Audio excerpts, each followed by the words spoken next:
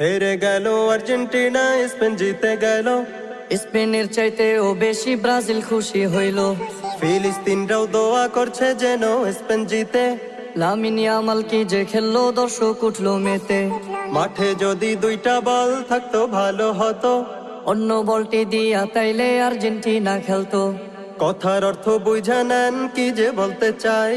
পুরো সময় আর্জেন্টিনার কারোর পায় বল নাই। আরে আর্জেন্টিনার সাপোর্টাররা এখন কি বলবা, দুই একটা দিন না হয় তোমরা বোরকা পইরা চলবা।